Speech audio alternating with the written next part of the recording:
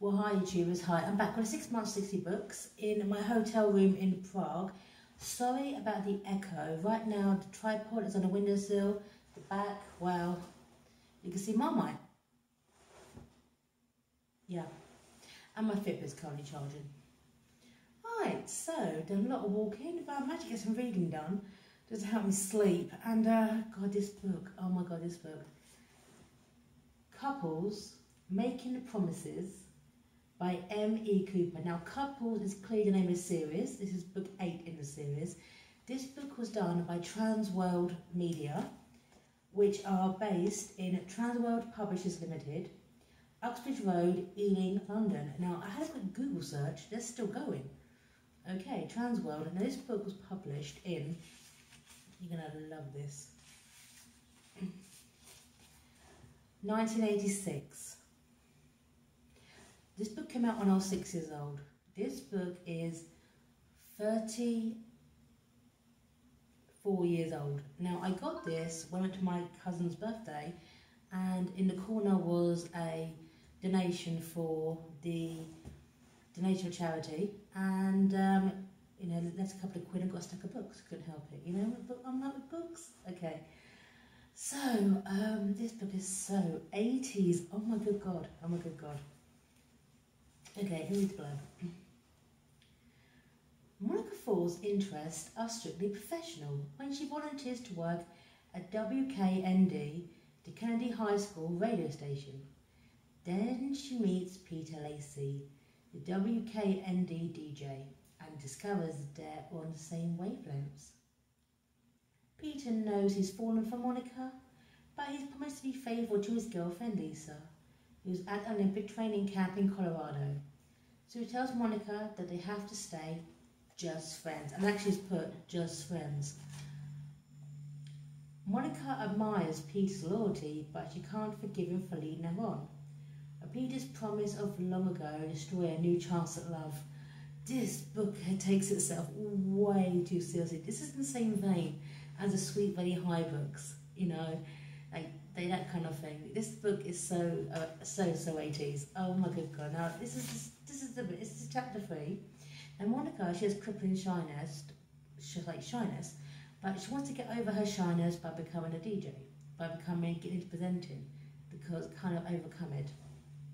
And I have to admit, again, with someone who starts out as cripplingly shy, she gets over it really quickly. This is how 80s this book is. Monica thought everything would work out fine as long as she remembered to smile. She was checking herself in the bathroom mirror one last time. A meeting with Peter just minutes away. She had on enough pink lipstick and blush to give her face some colour, but not enough to look like she had too much makeup. A pastel yellow sweater and royal blue skirt were casual enough to pass the regular school wear, but also fresh enough to make a good impression. You know, Monica had been doing her homework about microphones, or basically she knows the stuff about radios.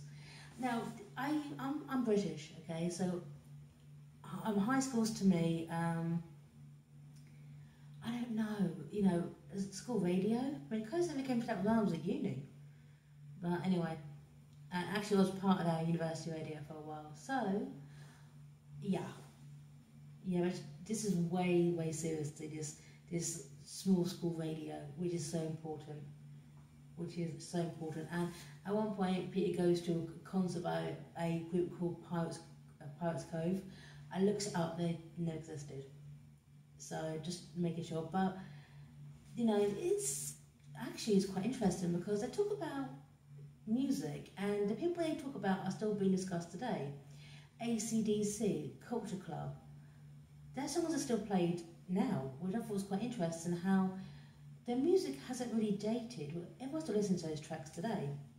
Okay, so there's a bit. Monica gets a job as the assistant DJ, assistant whatever, and then her and Peter get locked into a cupboard. Okay, and this bit happens. Here we go.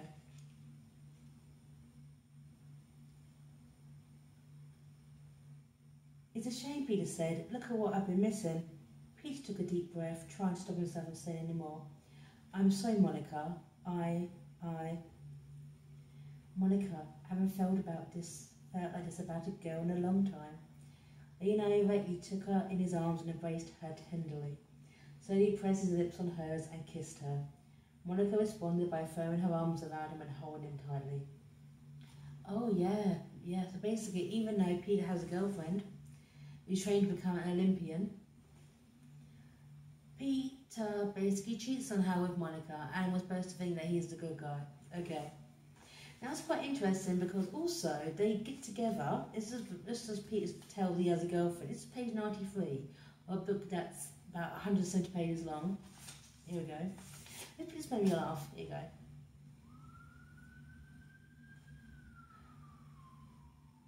Monica held the remote control in her hand as she turned off the overhead light.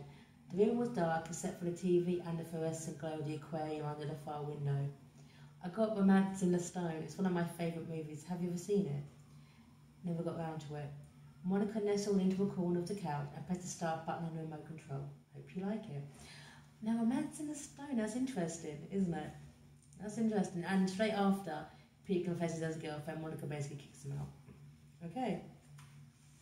And also, I don't know what's made me laugh, okay? It's the fact that Phil Collins gets a mention. Phil Collins, Madonna. Here you go. That was Phil Collins, a classic by Phil Collins, an oldie but goodie from Phil Collins. And you're thinking, what oldie but goodie by Phil Collins? Okay. Now let's walk with a classic cut from an historic Live Aid concert.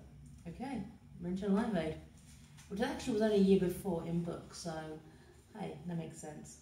But it gets better, is when Peter basically decides to meet up with his girlfriend, okay, Lisa, the ice skater, to find out that she's been cutting edged. She's been put with a pair skater instead.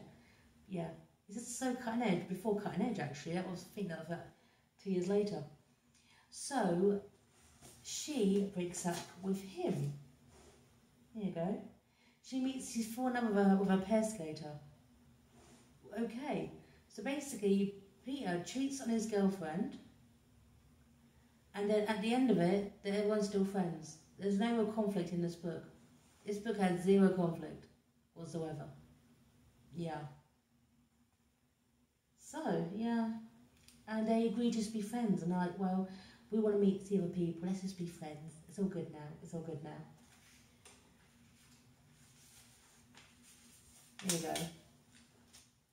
Peter had left before Lisa completed her show, as he felt superfluous and needed and wanted, as if every stupid subscription card that came with every issue of Rolling Stone. Do you know what I mean? Who wants to read a Rolling Stone today? But the thing is, a subplot, which I felt kind of dominated it more, was Phoebe and Griffin, who are friends of our couple. Now, Griffin's gone off to New York to make it. Griffin is basically the struggling actor. Phoebe goes over there to spend time with her boyfriend and imagines the apartment having art on the walls and all that kind of stuff. And basically there's cockroaches everywhere and there's stuff everywhere and it's basically a dive. And Phoebe wants to be a singer, she's got a really fantastic voice, and Griffin's a bit overcritical of it. And actually leads into her next book as well. That's got, there's a bit at the end about that. But I felt they kind of dominated it more. They felt like real conflict, because this is a couple who, basically, one's in junior high, okay, so he's a teenager. Everyone's here as a teenager. One's off to New York trying to make it. Phoebe says she's been to New York before, trying to be a bit more sophisticated. You know, she actually hasn't. And I kind of preferred that. There felt a bit more like conflict going on there. And then they end of it, they agreed to kind of try to keep it going. But the problem is with this book, as more than a novella, it is 185 pages, okay? And Monica and Peter get together, okay? And there wasn't a moment, and I thought it was a shame, where, because this is a radio thing, this is where, okay, the true love needs to be broadcast over the radio, okay? It didn't happen. I felt like a missed opportunity. That's the kind of cliche you expect with this book. But it felt like a blast from the past. And it was quite funny how, because Monica goes on a date with this guy, and this is the kind of stuff they talk about. And God, this is really, really forward thinking. It's a bit here. It's a bit here. This guy, Carter, okay. Basically, Carter, this guy she starts, goes on a date with. He's a health nut. Doesn't drink the soft drinks. He only drinks milk, okay, because it's not good for him. And this is the stuff he's into. Here we go. So, you're into health food, she asked him. Well, our family is really, he said, smiling. I've been designing a computer program to work out balanced diets for everyone according to age, lifestyle and food preferences. Really? How did you do that? Monica was really just stumbled onto one topic Carter was talking about. Do you understand BASIC? BASIC what? The programming language, BASIC. Monica laughed. No, my computer knowledge stopped when I got bored with Donkey Kong. Oh, if you want to know about computers, games hardly scratch the surface. Take this diet program I wrote. Bloody hell. That's kind of ahead of its time. Weird. So it's kind of strange, because this is what it came out over 30 years ago, how stuff is so dated, especially look about mics and radios and that kind of stuff, okay? But it's weird how computer programming, which in the 80s kind of exploded, and look what we have now from it, kind of gets a mention. It's strange how every single group or act gets a mention is still going on today, recorded in some way. I just thought that was weird. But anyway, book-wise, do I recommend? Hey, but it came out over 30 years ago. I'm just going to leave it as a book is down there. I thought it was interesting, a nice bit of pop culture, if you will, a bit nostalgia in some ways. Remember, I was about 6 when this book came out. And, yeah, so how to describe the fashion was, oh my good God, you know? So, anyway, I thought it was okay. People take themselves way too seriously, but hey, it's that kind of book. So, Couples, Making Promises by Emmy Cooper. Yeah. Anyway, for my echoey hotel room in Prague, this is my 60 books to sign off. And bye now.